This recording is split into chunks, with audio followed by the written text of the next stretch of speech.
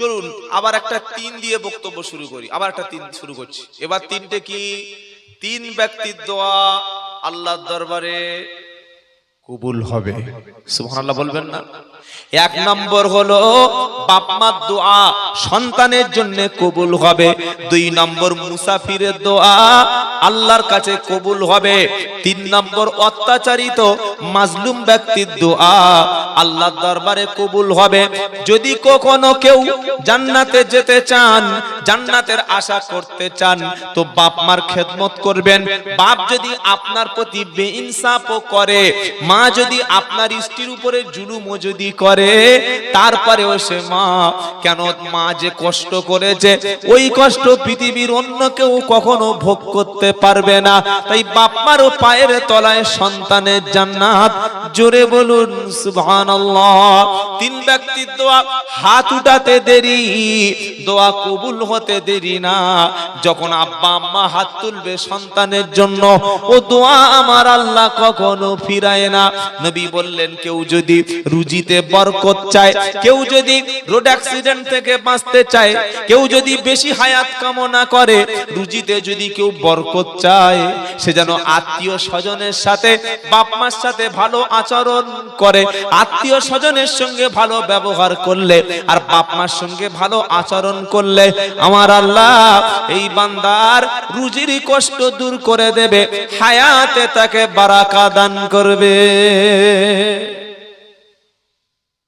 আর আমাদের বাড়ির মেয়েরা আমাদের মাথায় কি কুটবুদ্ধি দেয়। এই দেখো, তুমি বড় ছেলে, সংসারের সব দায়িত্ব তুমি নেবে কেন? মেজো ভাই আছে, সেজো ভাই আছে, ছোট ভাই আছে, ওরা তো ২-৪ টাকা ইনকাম করে, ওরা দিক না সংসারে। এরকম কথা আপনাদের কোনোদিন বলে নাই? কারো বলেনি? সপ্তাহে তো আব্দুল কাদের জিলানী বসে আছে, কি বুঝলেন? কানে কানে রাত্রেবেলা বলছে, তোমরা ৫ ভাই ৪ বোন আর বুড়ো আর বুড়ি। বুড়ো বুড়ি মানে কে? বাপ মা। তো তুমি একা সারাদিন খেটে মাসে ১০,০০০ টাকা ইনকাম করো, মায়ের ওষুধ কিনে দিচ্ছ, বাপের সুগারের ওষুধ লাগছে, ইনসুলিন ইনজেকশন লাগছে, এই ছোট ছোট ছেলে ভাইগুলো পড়াশোনা, বোনগুলোর সামনে বছর বিয়ে দিতে হবে, সব তোমার দায়িত্ব। ওসব করো না। তুমি আলাদা হয়ে নিজের জায়গা, নিজের পজিশনটা ঠিক করে নাও। কিছু বুঝতে পারলেন? আপনি হয়তো কিছু পয়সা উপার্জন করছেন, আল্লাহ হয়তো মাসের শেষে ২০,০০০ ২৫,০০০ টাকা দিচ্ছে।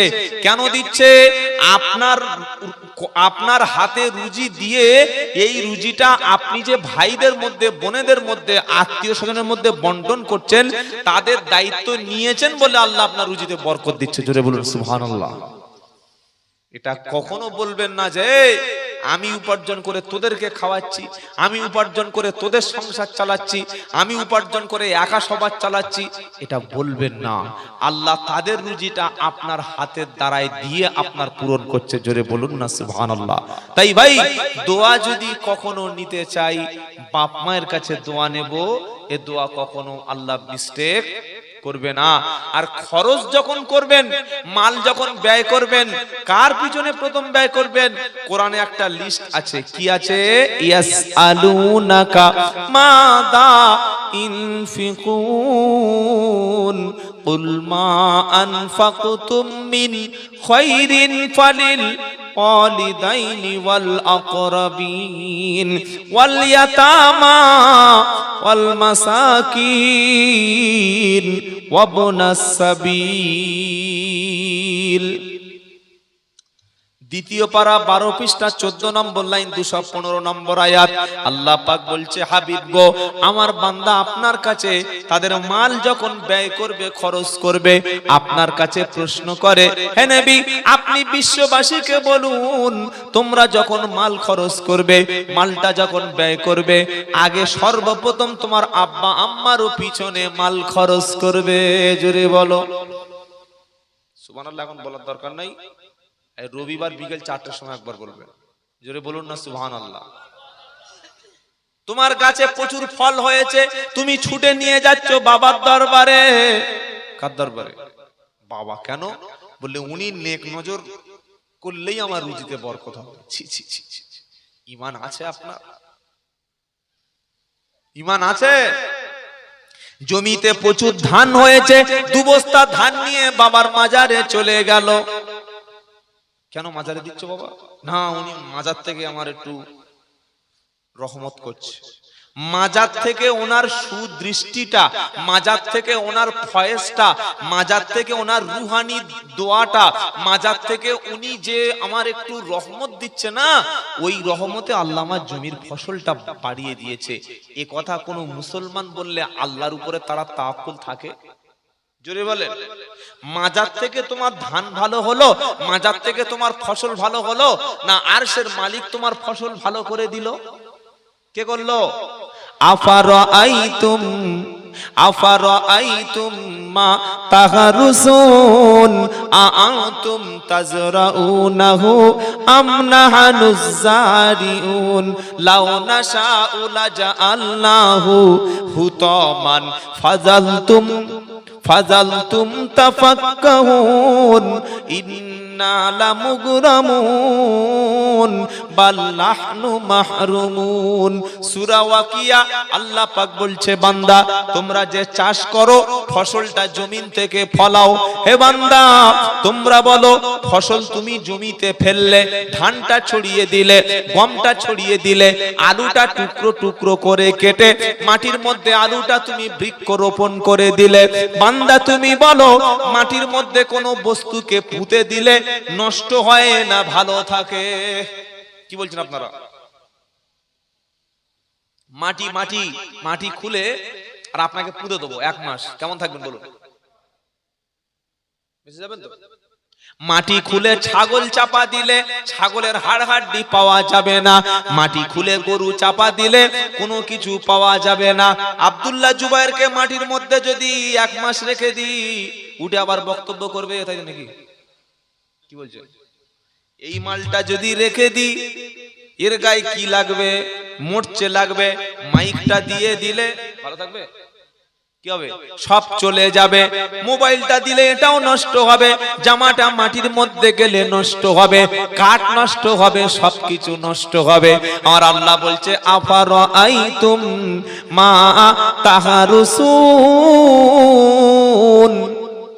বান্দা তোমরা যে বৃক্ষ রোপণ করো, জমিন থেকে যে ফসল উদ্গত হয়, এটা সম্পর্কে তুমি কি কখনো ভেবে দেখেছো? আআনতুম তাজরাউনাহু আম নাহনুজ জারিউন, বান্দা মাটির মধ্য থেকে ফসলটা, বৃক্ষটা, পাতাটা, সবজিটা, ছোট ছোট যে অঙ্কুর বার হয়, ওটাকে তোমরা বার করো না আমি আল্লাহ বার করি? কে করে? জোরে বলেন না। তুমি মাটির মধ্যে কিছু ফেলে রাখলে নষ্ট হয়, আলুটাকে 2 টুকরো করলে আলুর মধ্যে ছোট ছোট গাছ বার হলো, ওটা মাটির মধ্যে চলে গেল, কিছুদিন পর আলু গাছ বার হলো। কুমড়ো, কুমড়ো বোঝেন আপনারা? এখানে কি বলে? কদু,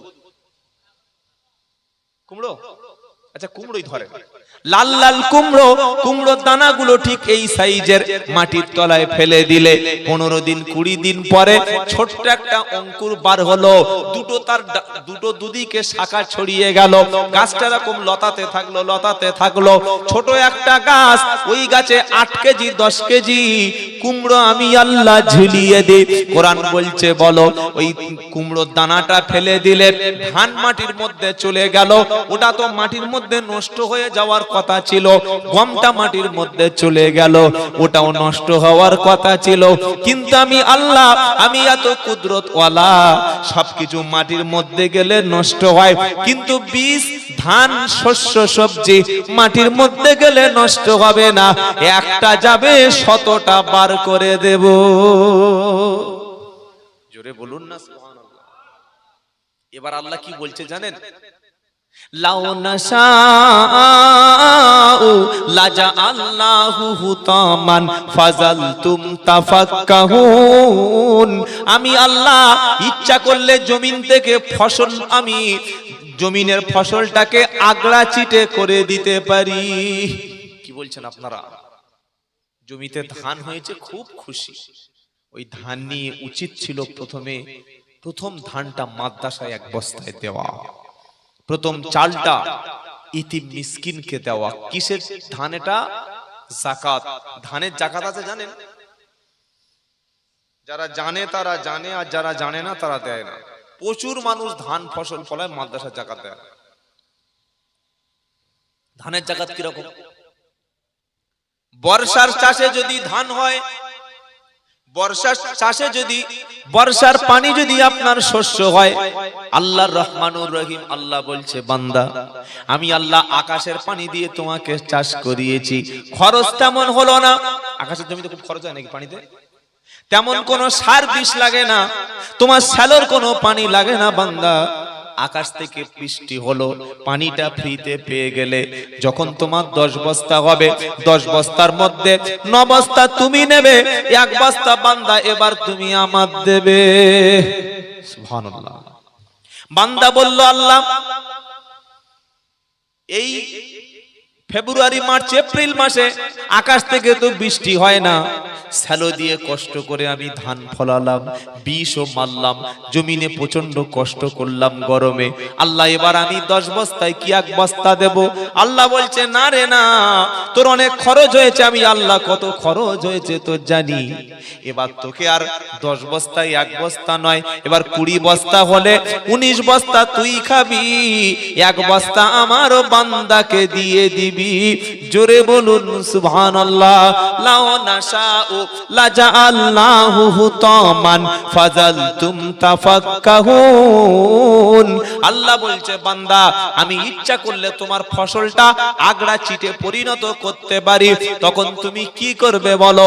ইন্না লামুগরামুন। তখন তুমি হা হুতাশ করবে, সর্বনাশ হয়ে গেছে রে ভাই, যা ধান চাষ করেছিলাম সব বেকার হলো। বাল্লাহনু মাহরুমুন। তখন তুমি বলবে, আমি বঞ্চিত হয়ে গেছি, আমি মাহরুম হয়ে গেছি। এটা বলা ছাড়া তোমারও কিছু করার থাকবে না। তাই ধানের জাকাত দিয়েছে যারা, ওসর বার করেছে যারা, আল্লাহ তাদের রুজিতে বরকত দেবে।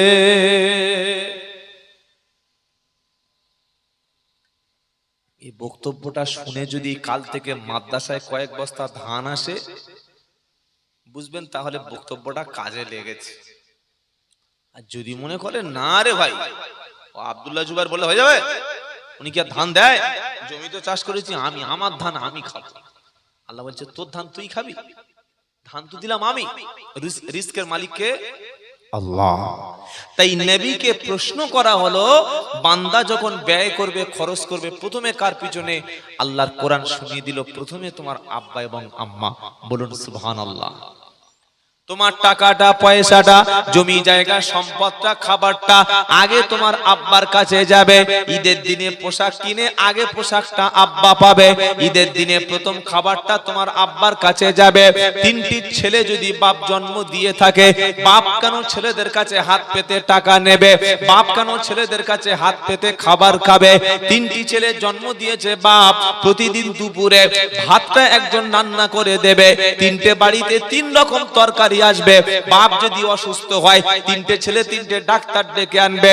বাপ যদি কষ্ট পায়, 3টে ছেলে মাতার কাছে বসে বসে কাঁদবে। মা যদি কষ্ট পায়, 3টে ছেলে মাতার কাছে বসে বসে, মায়ের কাছে বসে বসে কাঁদবে। মা যদি হাত খরচের দরকার হয়, 3টে ছেলে জন্ম দিয়েছে, 3টে ছেলে 100 টাকা করে হাতে ভরিয়ে দেবে। ছেলেগুলো যখন এমন হবে, ওই ছেলেকে আমার আল্লাহ রিস্কের বন্দোবস্ত সাথে সাথে করে দেবে। কত মাছ রাস্তায় ভিক্ষা করে বেড়ায়, আর ছেলেরা হাজার হাজার টাকা ইনকাম করে। আছে না নাই গো? কেন গরম পড়বে না? বসে বসে ভাবুন, উফ কি গরম পড়ছে। আল্লাহ আল্লাহ বলছে, তাঁরা আরো 5 ডিগ্রি বাড়াবো। ক ডিগ্রি? কত এসি লাগাবি? এসি একটা ঘরে একটা এসি কিনছে 40,000, 42,000। 4-5 ঘন্টা চালিয়ে মাসের শেষে বিল আসছে 1,500, 2,000, 3,000 টাকা। তো সব রুমে এসি লাগাবি? রাস্তা ঘাটে, পুকুরে, দোকানে, কারখানায়, বাথরুমে, রান্নাঘর কত এসি লাগাবি তুই? কারেন্ট কোথায়? তোর বিদ্যুৎ কোথায়? তোর বিল দিবি কি করে? বান্দা যত বেশি পাপ করবে, আল্লাহ গরম তত বেশি বাড়িয়ে দেবে। আপনারা কি বলছেন বলুন? হাদিসে এসেছে, যেই গরম হলো জাহান্নামের নিঃশ্বাস। আল্লাহু আকবার বলতে ইচ্ছা করে না? দুনিয়া তো এই গরম দেখছেন, আসল গরম তো কবরে। কোথায় আপনার পাখা? কোথায় আপনার এসি? কিচ্ছু নাই। শুধু আযাব আর আযাব, শুধু আযাব আর আযাব। তাই দুনিয়াতে জান্নাতি হতে যদি চাও, বাপ মার খেদমত করো, আল্লাহ জান্নাত ওয়াজিব করে দেবে। জোরে বলুন সুবহানাল্লাহ। বাপ এবং মায়ের পায়ের তলায় সন্তানের জান্নাত। মনে থাকবে, বাপ মার সঙ্গে খারাপ আচরণ করো না। বাপ মা যাদের বেঁচে আছে তাদের কাছ থেকে দোয়া নাও। কিছু কিছু ছেলে আছে বলে, হুজুর দোয়া করে দাও যেন ভালো বউ হয়, হুজুর দোয়া করো যেন ভালো ব্যবসা হয়, হুজুর দোয়া করো যেন আমার ছেলেটা ভালো চাকরি পায়। আমি বললাম, আমি তো জন্ম দিইনি আর আমি তোর কেউও নয়, আমার কাছে দোয়া চেয়ে কবুল হতে পারে নাও হতে পারে, কোনো গ্যারান্টি নাই, কিন্তু আসল দোয়ার ভান্ডার তো তোর বাড়িতে বসে আছে রে ভাই। বাপের হাত ধরে কখন তুমি বলবে বলো যে আব্বা আমার জন্য দোয়া করো, আব্বা আমার রুজির জন্য দোয়া করো, মা তুমি আমার জন্য দোয়া করো। বাপ মা হাত তুলতে দেরি, আমার আল্লাহ দোয়া কবুল করতে দেরি না, তিনি হলেন আল্লাহ। জোরে বলুন সুবহানাল্লাহ। দ্বিতীয় কার দোয়া কবুল হয়? মুসাফির বান্দা যখন বাড়ি থেকে ৭৭ কিলোমিটার দূরে যাবে, বান্দা তখন মুসাফির হয়ে যাবে। মুসাফিরের জন্য সুন্নাত নফল নামাজ মাফ। জোহরের সময় যদি কেউ মুসাফির হয়, জোহরের নামাজ কমপক্ষে মুসাফির ব্যক্তি পড়বে ক রাকাত? বলেন 4 রাকাত, তাই তো নাকি? কি বক্তব্য শুনছে দেখো। আমরা পড়ি কত? 10। আগে 4 রাকাত সুন্নাত, 4 রাকাত ফরজ, শেষে 2 রাকাত সুন্নাত। আপনি আপনার বাড়ি ছেড়ে যখন ৭৭ কিলোমিটার ৪৮ মাইল দূরে চলে যাবেন, আপনি আল্লাহর খাতায় তখন মুসাফির হয়ে গেলেন। তখন আপনার জন্য 10 রাকাত 12 রাকাত না। আল্লাহ বলছে, বান্দা কষ্ট করে তুমি ঘর ছেড়ে সফরে বার হয়েছো, আমি আল্লাহ তোমার জন্য 2 রাকাত পড়লে আমি কবুল করে নেব। জোরে বলুন। আসরের নামাজ ক রাকাত মুসাফিরের জন্য? বলেন 20 রাকাত, 2 রাকাত, 4 রাকাত আমরা পড়ি মুসাফিরের জন্য। আল্লাহ নবী বললেন, তোমার জন্য 4 রাকাত না, এবার তুমি 2 রাকাত পড়ো। মাগরিবে সবাই পড়বে 5 রাকাত, আমি আল্লাহ তোমার জন্য মাগরিব দিয়েছি 3 রাকাত। এশায় সবাই কত রাকাত পড়ে? মিনিমাম 4 রাকাত ফরজ, 2 রাকাত সুন্নাত, 3 রাকাত বিতির। আল্লাহ পাক বলছে, বান্দারে তুমি সফরে বার হয়েছো, কষ্ট করেছো, 4 2 6 আর 3 9, তোমাকে 9 রাকাত না, তুমি 2 রাকাত ফরজ পড়বে, 3 রাকাত বেতের পড়বে, আমি আল্লাহ তোমার মাফ করে দেব। ফজরে ক রাকাত? বলেন। ফজরের সুন্নাত নামাজ আল্লাহর নবী সফর অবস্থায় পড়তেন। কেন? ফজরের সুন্নাত এত বেশি গুরুত্বপূর্ণ, এত বেশি গুরুত্ব, গোটা পৃথিবীর যত সম্পদ আছে তার চাইতে ফজরের সুন্নাতের গুরুত্ব বেশি। বলুন সুবহানাল্লাহ। বাবাজিরা, শোনাল আল্লাহ ওয়ালা ভাইরা, তো এই মুসাফির ব্যক্তি, তার জন্য রমজান মাসে রোজাও পর্যন্ত আল্লাহ ইচ্ছা করলে সে রাখতে পারে সফরে, আবার ইচ্ছা করলে পরবর্তীকালে এই রোজাগুলো আদায় করে দিতে পারে। আপনি এখান থেকে কলকাতায় গেছেন, মুসাফির হয়ে গেছেন, জুমার নামাজ হচ্ছে, আপনি মার্কেটিং করছেন, আপনার কিন্তু কোনো পাপ হবে না, ভালো করে মনে রাখবেন। তবে হ্যাঁ, যদি কেউ পড়ে সেটা আলাদা, কিন্তু সফর অবস্থায় জুমার নামাজ তার উপরে আর ফরজ থাকে না। কত বড় ফজিলাত একজন মুসাফির ব্যক্তির জন্য। সবচাইতে বড় জিনিস হলো, মুসাফির যদি আল্লাহর কাছে হাত তুলে কিছু দোয়া চায়, সাথে সাথে আল্লাহ তাআলা দোয়া কবুল করবে। জোরে বলুন সুবহানাল্লাহ। আমি আমার ব্যক্তিগত কথা বলছি, সফরে গিয়ে যখন যে ব্যাপারে আল্লাহর কাছে আমি সাহায্য চেয়েছি, আল্লাহকে সাক্ষী রেখে বলছি, যতবার আমি দোয়া চেয়েছি, মুসাফির হিসাবে আমি নিজেই সাক্ষী, আল্লাহ আমার দোয়া কবুল করেছে। বলুন সুবহানাল্লাহ। এই যে দাওয়াতের সাথীরা, দাওয়াত ও তাবলীগের সাথীরা মাসের পর মাস, দিনের পর দিন গ্রাম শহর ছেড়ে হাজার হাজার দূরে চলে যাচ্ছে, এনারাই গিয়ে রাত্রেবেলা বিরিয়ানি খেয়ে আর সকাল 8টার সময় ঘুম থেকে ওঠে, তাই তো নাকি? কি করে?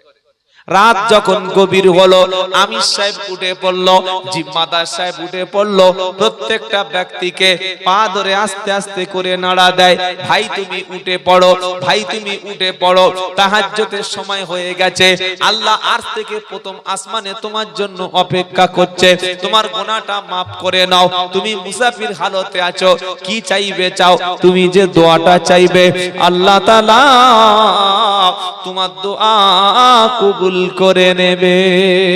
আর ঈমানদার ব্যক্তির জন্য রাতটা হলো ইবাদাতুল্লাযীনা ইয়াবিতুনা লিরাব্বিহিম সুজদাও ওয়া কিয়ামা। জোরে বলুন না সুবহানাল্লাহ।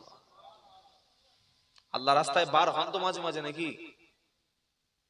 হুজুর ঘরে বউয়ের জ্বালায় মসজিদে যেতে পারছি না, আর আল্লাহ রাস্তায়, তাই তো? মাগরিবের নামাজ পড়ে বলে যাই দেখো, বললে কি বলে বাচ্চাটা নামাজ নেই, কাজ করি, ইশার আযান হয়ে গেছে, আল্লাহু আকবার আল্লাহু আকবার। স্বামী রেডি হচ্ছে, কোথায় যাচ্ছ? বিবি বলছে কোথায় যাচ্ছ? মসজিদ। বসো। মসজিদ আর মসজিদ, ঘরে মন টেকে না। ফজরে উঠেছে নামাজ পড়তে, এমন করে জড়িয়ে ধরে ফজর নামাজ পড়া। কি বুঝলে? বিবি জড়িয়ে ধরাটাকে যদি ফজরের নামাজ তোমার কাজা হয়, তাহলে কেমন মুসলমান তুমি একবার ভাবো। এ বাবাজিরা, গোটা পৃথিবী তোমার জড়িয়ে ধরবে, লাথি মেরে তুমি মসজিদে চলে যাবে, তবে তো তুমি মুসলমান। বিবি বলেছে জামাতে যেও না, সব সময় নষ্ট করে লাভ নাই, যা করছে চল, ব্যাস সব ছেড়ে দিয়েছে। অথচ আল্লাহ পাক শোনাচ্ছে, যারা প্রকৃত খাঁটি ঈমানদার, রাতটা তারা আমার জন্য বেছে নেয়। বলুন সুবহানাল্লাহ। প্রেমিক সব সময় রাতের বেলা প্রেমিকার খোঁজ নেয়, যে যাকে ভালোবাসে, ভালোবাসার মানুষের কথা রাতের আধারে মনে পড়ে, পড়ে না পড়ে না? পড়ে, মনে পড়ে। ভালোবাসার মানুষের কথা, মনের মানুষের কথা, মনের মধ্যে যার জায়গা বেশি, তার কথাটা রাত্রে বেলা শুয়ে শুয়ে যদি মনে না হয়, এটা ভালোবাসা না, এটা হচ্ছে চিটিংবাজি, এটা প্রতারণা।